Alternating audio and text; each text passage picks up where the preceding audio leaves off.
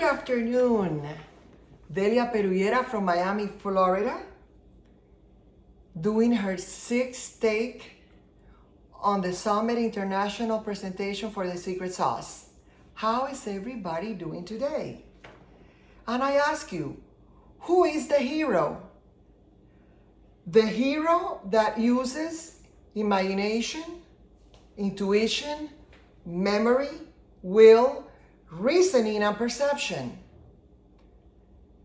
The story that I'm about to narrate to you may or may not touch your heart, but my intention is to ignite you to dream and realize whatever it is that you want to do in this world. Your desire, your goals, the life that you deserve, the life that you want. And with that, I'm going to the age of 5, a little girl in Cuba, traveling the roads with her parents and her sister in the back seat of a Farline 500 1958, visiting relatives, cousins, uncles and aunts around the island, spending vacations in the different beaches, Varadero, Guanabo, Hiacoa, Santa Maria del Mar. And life was fun, going to the circus. Then 1959 came and everything changed. The mother went for passports to flee the island, but that plan did not take place. They endured communism for 7 years until one day in 1967, when they boarded a plane to Spain with 2 stops, one in Portugal and one in Paris. After flying for 21 hours, they landed in Azores Islands, and a big bacon and egg breakfast was waiting for them. But what people didn't know was that the airplane was full of Cuban exiles who had been eating eggs and chickpea soup for 7 years. As they looked to the other side of the plate, the parents told the kids, at least eat the bread, for we don't know where the next meal is going to come from. You see, in those days, people fled the island with a change of clothes and a luggage of 6 changes. No money in their pockets, no credit cards. As they proceed back to the airplane, they start looking at the little window cases where they see pens and stationery and keychains and wallets. You know how it is in the stores by the airport. And now the 5-year-old girl who's now 13 is looking at the windows, and her father approaches her from the back and says, "Don't worry, you will get that someday." And he smiles. You didn't know what had happened in the airport in Cuba in Rancho Boyeros before their departure. The grandfather had given the girl a present for her 13th birthday, which happened the week before. And it was a fountain pen with a 22-carat point, which was confiscated. At the idea of attaining freedom, the pen was insignificant until she approached the window. Now they go back into the plane for another 5 hours of tedious flying in a propeller Cubana de Aviación with a flight crew from Czechoslovakia. And the tall, beautiful attendant with blue eyes and blonde hair in a shaggy bob comes with a huge tray of ham and cheese sandwiches in Kaiser rolls. And the father takes a bag, a plastic bag, and proceeds to put sandwiches in the bag till the attendant gets really upset at the sight and says, "No more, it's 1 per person." 5 hours later, they land in Paris to an airport of not my recollection, and the bus takes them to Orly. And as the bus is traveling through the city of Paris, the exiles in the bus see the fruit stands and start yelling, "Manzanas, peras, grapes, uvas." You can imagine what it is to experience freedom from the window of a bus. Crazy, right? They went out the bus, grabbed their luggage, and the father tells the older girl to go get a cart to put the luggage in. To which she exclaims, "But there's no coins. We have no money. We need coins to get a cart from the train." All of a sudden, a lady boards a taxi and there's an empty luggage cart. And she signals to her dad, "Go get that one." And that's how they put the luggage in the cart. The next 11, 12 hours were at the airport waiting for the next flight to Iberia, where they experienced the freedom of a new country. They ate their sandwiches and they waited patiently for their final destination. The flight to Spain took an hour more, and they landed at 2 o'clock in the morning of the following day. And as they're walking outside into the airport Barajas, a stranger approaches the dad and puts a $5 bill on his left coat pocket. And the girl sees this and smiles. Who's this stranger? Well, this man was a friend of her dad's dad, the grandfather, who had already been in Spain for 3 or 4 months, running a pension for Cuban exiles, but he was to full capacity. So he offers to find another place to sleep for the family. And after all the paperwork is done at the airport, with the aduana, customs, another friend approaches the father and says, "Let's go to my house for a little bit to celebrate your freedom." There they ate asparagus from a can, chips, Coca-Cola. The adults drank liquor, and life was good. He drove them to the pension, and they slept for the night, and the meals came out of the $5 bill that it was a gift. The father went to work at a grocery store called Bola Roja, you know the product, and he was loading down the merchandise from the truck, hard labor work, which he had never done before. For before Castro, he was a salesman for Nestle. And during the 7 years in communism, he worked at the customs in the dock, keeping count of the food that came into the island, office work. The job as a truck loader lasted for a week, and a new opportunity arose to work for a Swedish company called Iber Plastics, where he had to be relocated, and he was going to be doing sales to drugstores all around Valencia, Spain, and the family had to separate. The mother and the daughters stay in Madrid, eating at the public diner, for they can only afford to cook a meal a day. But they were happy. The 8-year-old went downstairs and played Chinese rope, which is an elastic band that they jump in and out. It's great exercise.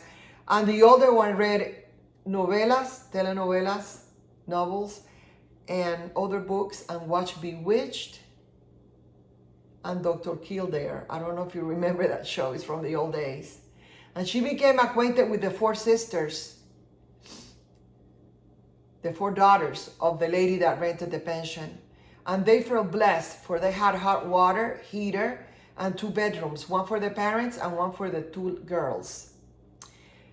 The mother sold Avon from 5 to 8 every evening, while the girls, one read and the other played. And life went on for 5 months until the father makes enough money to rent an apartment in Valencia and calls for the family to get back together. And a year went by, and they're used to the country, and they are picking up the Spanish accent, the Castilian Spanish, and they're happy. They're going to the beaches, they're taking walks down the main streets in Valencia, they're going to the movies to see Mary Poppins, 007 movies, and spaghetti movies by Clint Eastwood. And the Beatles are playing in the background, like the Yellow Submarine. Who remembers that song? And yellow is the color of the year. And with the first spare money, her mother says, go buy yourself something. So she bought a bathing suit and a yellow suit. Loving. She felt like $1 million. And as they go and finish up with the festivities of the month of February, which are called Las Fallas, the older girl is told that she is to fly as a Peter Pan child into the United States. They don't tell her that she's going to be a Peter Pan flight, but they tell her that she has a student visa, and she complained that her sister wasn't coming along, and they said, we only have one visa. You have to go. You have to go if we want to go into freedom and we want to experience the land of the free where all opportunities are open. And the girl was obedient and she went about the business. The mother packed the bag. They drove her 6 hours into Madrid. They took her to Barajas Airport and off she went to the United States. Landing at LaGuardia 8 hours later, a nun approaches her in the lobby and says, do you have your luggage? It's time to board the bus. We're going to JFK. No, I don't, said the girl. Let's look for your luggage. Mind you, in the old days, there were not conveyor belts to move the luggage around for passengers to grab their pieces. This was a huge room full of luggage and packages where you had to fetch and look around and watch your step not to fall over the packages to find the 3 pieces of luggage. The nun said, Delia, do you have your luggage? What did you bring?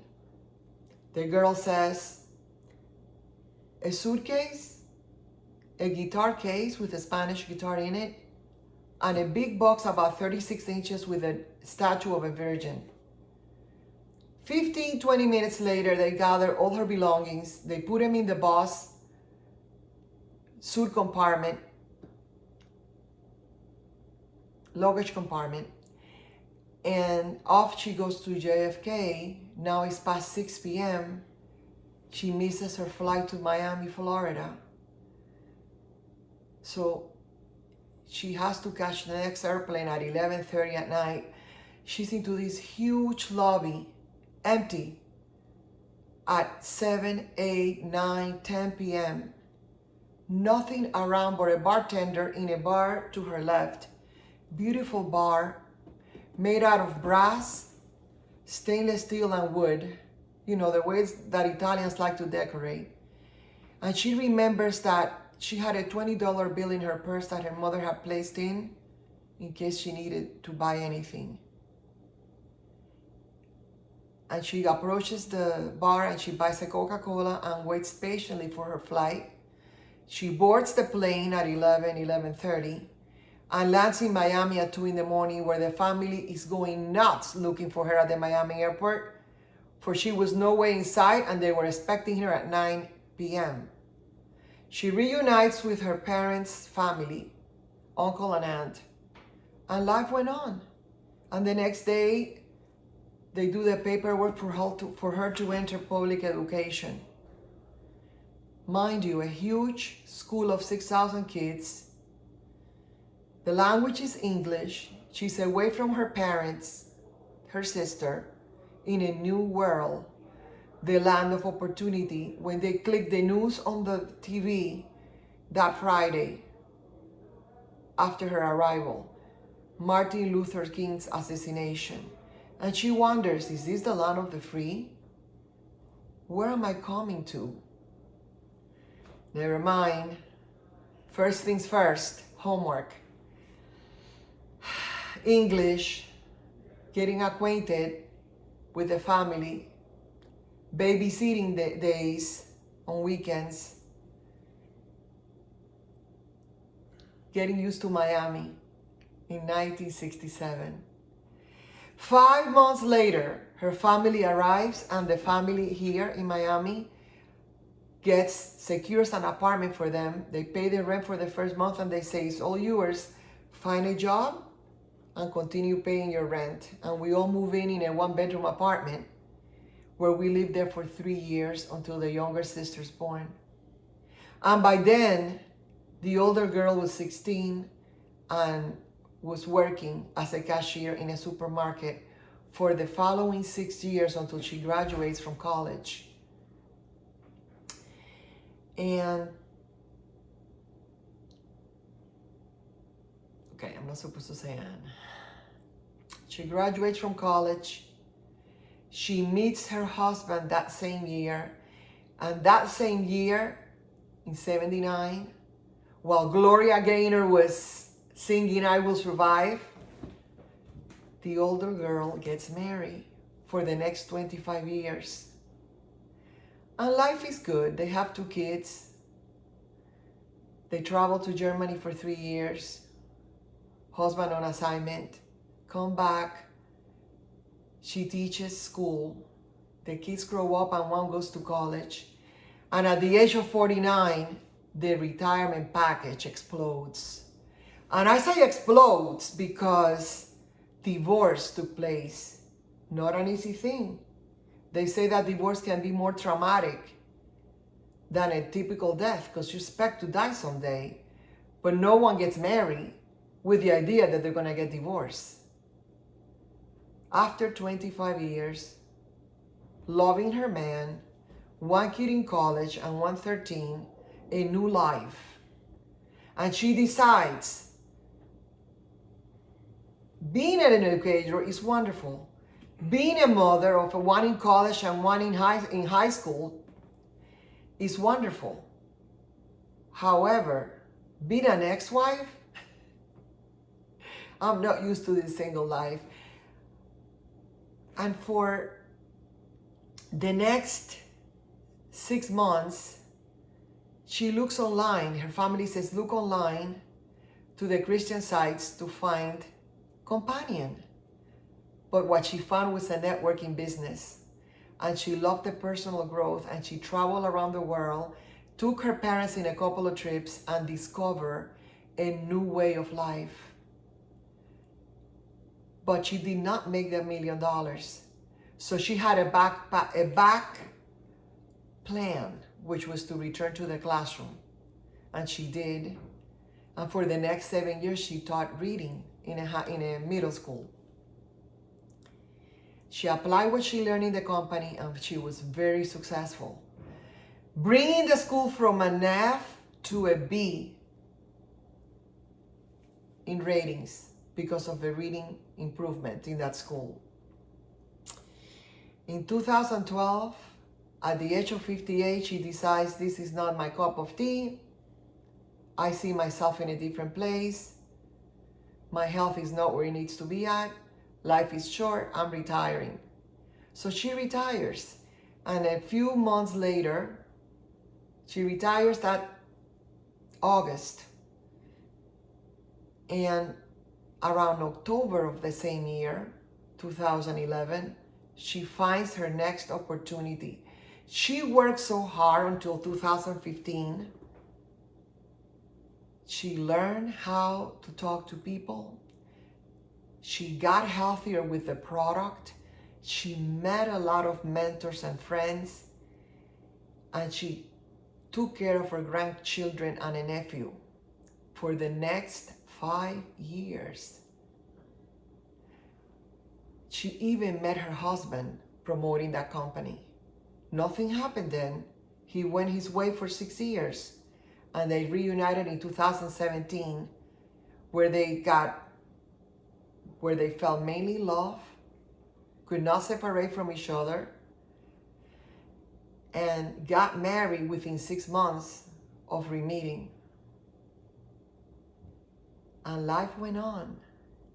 And a friend called her from 2005's opportunity, and the new husband said, talk to her. She wants you. She sees something in you. Join her. After 6 months, she joins the company. And she promotes for 2 years, acquiring 25 customers. And life is good. And she's learning the trade and learning new ways to promote and to follow up. They say that the money's in the follow-up. And her sponsor quits the company or gets laid off the company or decides not to do the company anymore, and the woman says,